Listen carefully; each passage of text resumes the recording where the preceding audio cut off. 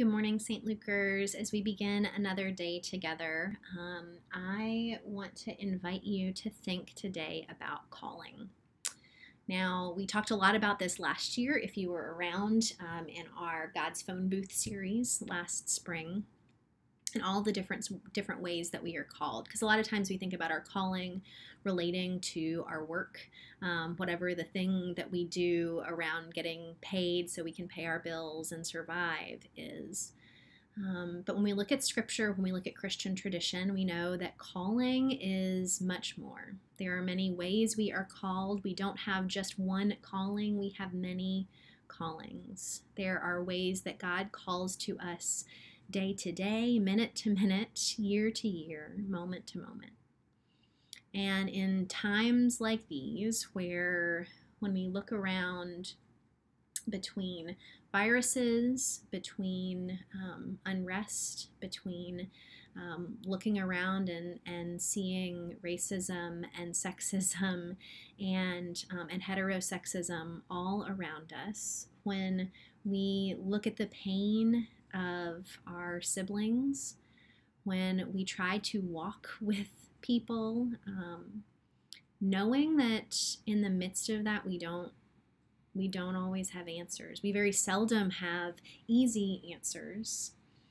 And as we've talked about at St. Luke's, we know one of the responses is just love, that we can seek to ensure that love is the source and the product of everything that we do. But at the same time, in those moments, I think it's important when we are able to sit back and listen and reflect, to ask the question, what is it that God is calling me to right now? Because there's never a moment when God is not calling. Even if it's a moment where God is calling us to be still, and God is calling us to be silent, and God is calling us to listen a little deeper. Sometimes God calls us to speak up and raise our voice for justice, for love, for our family and friends. But one of the places that it's hardest often to see God's calling is in suffering. And in this moment that we are all walking through collective trauma together, no matter where we are experiencing it, what pieces of it we are experiencing, whether it's personal, whether it is something that we are walking alongside someone else with. In this moment, sometimes it's hard to ask that question, how and where am I being called? And this is one of my favorite books. It's the one that we talked about last year. It's called The Stories We Live, where we find God's calling all around us. But there's a whole chapter on calling in suffering. And this is, I want to read a couple of passages. It says, in suffering, you can become angry and reject God. But eventually, if you stay with the anger and abandonment, if you heap your sorrow onto God, you begin searching for God in the place that you are, not where you'd like to be.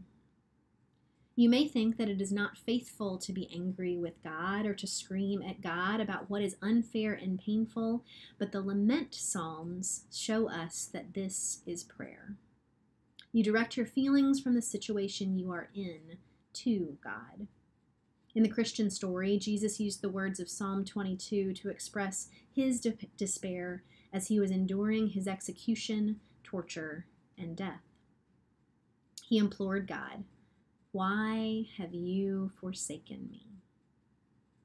Crying out the same words his Jewish ancestors had prayed. These texts have held a prominent place in the Christian tradition, precisely because they connect people who lament before God across the ages. And we've talked about this. This is not new. To know that the Psalms help us know that all of our responses are faithful and that we can offer God whatever is on our hearts, whether that is anger or sorrow or frustration. But this second passage goes a little bit deeper. It says the Lament Psalms name the profound disorientation that comes from loss, disaster, and suffering. I think that that word disorientation feels really right for me right now. It says, but they also speak of a kind of reorientation, a new kind of faith that is not simple or simplistic, not resigned or passive, but something new.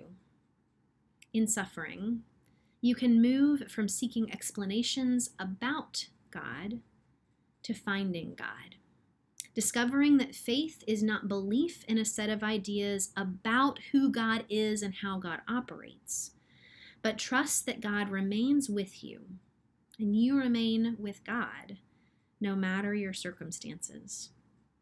For many, the insight that God never abandons them despite their misery pushes their faith to a new place.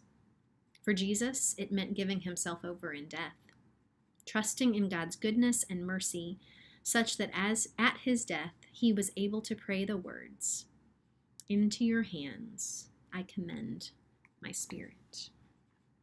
And in a moment where we are experiencing callings to act, to respond, to read, to learn, to protest, to stand up for one another in new ways for many of us, I want you to frame all of that today, this week, in asking that question of God. What is it that you are calling me to in this moment? Not what are my friends calling me to, not what is the latest social media post calling me to, but God, what are you calling me to in this moment?